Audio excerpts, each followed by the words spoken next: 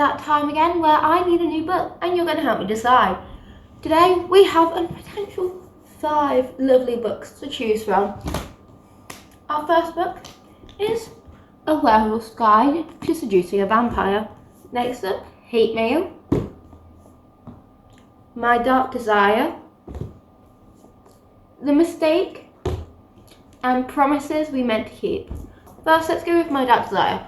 I just finished My Dark Romeo and this is the next book in the series, and I'm quite intrigued to read this because I really like that book, and this is kind of a play on Cinderella, where the last was kind of Romeo, Juliet, Beauty and the Beast. Anyway, this book's genre is a dark romance, enemies to lover, contemporary billionaire retelling. This one is actually listed as a retelling for once, which I'm really intrigued to see. Next up, Promises We Meant to Keep. This is the third in the Lancaster Prep series. It is a second chance dark romance, friends to lovers / enemies to lover, and it is classified as a new adult. Personally, A Million Kisses is one of my favourite books of all time. I'm currently on my 3rd copy because one copy got stolen, the second copy got destroyed by my mother when we went abroad, and I bought the new box set with all the collection in. So I am now on my 3rd edition of A Million Kisses, and I feel like I may enjoy this one. Then let's look at The Mistake. I currently own so many Elle Kennedy books, it's kind of silly, but I won't stop buying them because I'm really liking them. And let's see, this one is a sports romance, contemporary, hockey, second chance. Very intrigued. I do love my hockey romances. I don't know why. I don't even like hockey as a sport, but when you write about it, that's when I like it. And I don't even know why. Next up, A Werewolf's Guide to Seducing a Vampire. This is a paranormal vampire fantasy. It is classed as a romantasy, and I'm looking at Goodreads for all the genres, so it's not going to be exactly what it is, but I'm looking at the original cover and I'm jealous. I want the original cover. The original colour used to be purple with loads of plants on it, and the new one is pink with fire. The original cover is so cute. Okay, and finally we have Hate Mail, which is an enemies to lover / friends to lover, chick flick, new adult romance. I have had this on my shelf for a while and I feel like I should read it.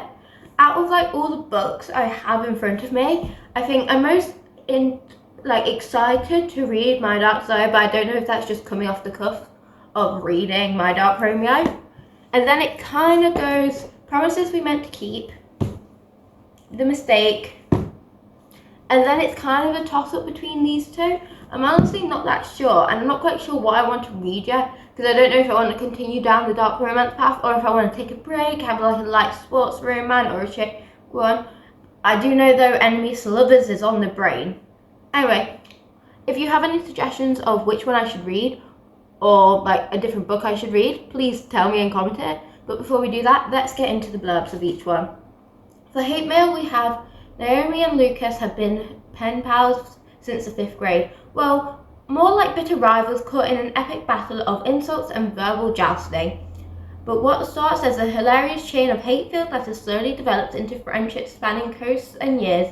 That's until one day, years later, when the letters suddenly stop. It's been 2 years since Naomi last heard from Lucas. 2 years since the letters that changed everything. But when a new envelope turns up out of the blue at her desk at the local news station, Naomi is determined not to let Lucas have the final word. I'm very intrigued by this. I love the idea of letters. I don't know why, but it's my favourite thing when books mention letters or have letters as a key plot point. It's one of the reasons why I loved My Roommate is a Vampire, because there's so much use of letters. I just love letters for some reason. Next up, let's do A Werewolf's Guide to Seducing a Vampire. Personally, I want to learn this as practical skills really. Which is, Werewolf Ben Rosewood is happy with his life. 100%, everything is fine. His business is thriving. His anxiety disorder is, well, it has been better. As for romance, who has the time? But after a drunken bidding on and winning a supposedly possessed, sorry, my dyslexia is really kicking in right now. Possessed crystal online one night, he finds himself face to face with a beautiful, angry vampire. Eleanor Betancourt Denver, I think is a double barrel name and I'm not fully sure how to pronounce it.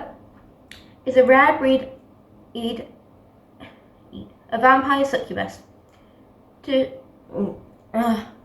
to an evil witch, she's been stuck in a crystal, forced to obey the possessor of the rock. Eleanor has been dreaming of breaking the spell and severing the witch's head, so why did the witch suddenly sell her to someone new? Eleanor could claw this werewolf's heart out and eat it, if only the binding spell would allow her to. Eleanor and Ben soon realize they can help each other with their vengeful and less hostile needs. And why not have a little fun along the way? That was a mouthful. I'm very sorry for stumbling over my words so much. Just so many words. And I don't know anymore. Okay, and then next up, The Mistake. Let me collect myself. Okay. He's a player in just more than one way. College junior John Logan. Seriously, John Logan. Anyway, can get any girl he wants, for this hockey star life is part of the parades of the party and hookups, but like his killer grin and easygoing charm, he hides growing despair about the dead-end road he's been forced to walk after graduation. A sexy encounter with a freshman, Gracie Ivers, is just the distraction he needs. But when a thoughtless mistake pushes him away, Logan plans to spend his final years proving to her that he's worth a second chance. Now he's going to need to up his game. After a less than stellar freshman first year, Gracie is back at Briar U, older, wiser, and so over that arrogant hockey player she nearly handed her V-card to. She's not a charity case, and she's not quite the butterfly she was when she first hooked up. If Logan expects her to roll over and beg like all his other puck bunnies, he can think again. He wants her back, he'll have to work for it, and this time around, she'll be the one in the driver's seat, and she plans on driving him wild. See, that's the type of second chance romance I like. I hate second chance romances where, they were together for so many years and one of them screwed it up. I'm like, if they couldn't fix the problem after being in a relationship for so many years, they don't deserve a second chance. That deserves a second chance because they didn't get to try and it was a one-night mistake. That means they don't actually have a relationship and they're not falling back on each other. It means that, hey, I kind of saw something going this way, nothing ever happened, but let's try again, kind of romance. Anyway, and now we have Promises We Meant to Keep. Spencer Dante? I'm honestly not sure. Was Sylvia Lancaster's little secret. They fell deeply in love at Lancaster Prep. Their relationship a whirlwind of passion, but Sylvia commits to the ultimate betrayal and she lost him for good. Until one day she runs into him at a wedding. He's older, still unbearably handsome, and their undeniable connection draws them together. But will he trust her again or walk away from her forever? I really can't speak today and it's really annoying me because I'm trying to say these words but I just can't for some unknown reason. And now finally, My Dark Desire. The task was simple. Sneak into Zachary Son's closely guarded manor, retrieve my pendant, slip out. Problem 1. America's most unattainable bachelor caught me. Problem 2. He decides to keep me as hell. Zach's son, winter may be the coldest I've ever felt, but he makes my skin burn. Reserved, calculated, and savagely cruel. He thrives on the weakness of others. Little does he know that he's just met his match. He may be American royalty, but this peasant will rise to become queen. I really like this one because on the front it goes, she's no ordinary Cinderella, because it's a Cinderella retelling, and I'm very intrigued by this one.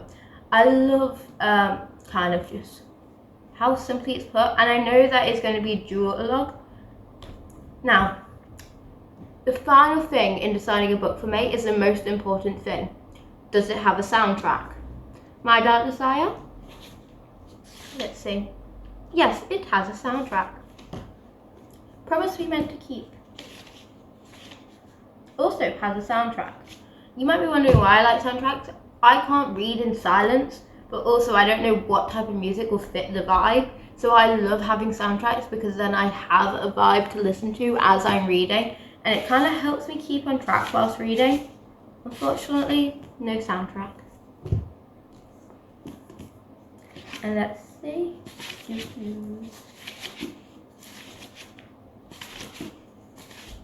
And no soundtrack.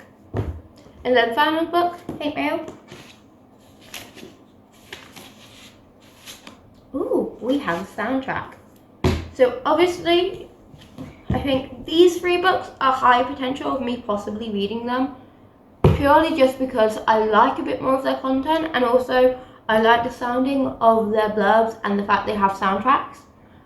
But what do you think? Which book should I read? Or do you have an alternative book you want to recommend me to read? Anyway, that's all for today. I hope you have a nice rest of the day and you should go read.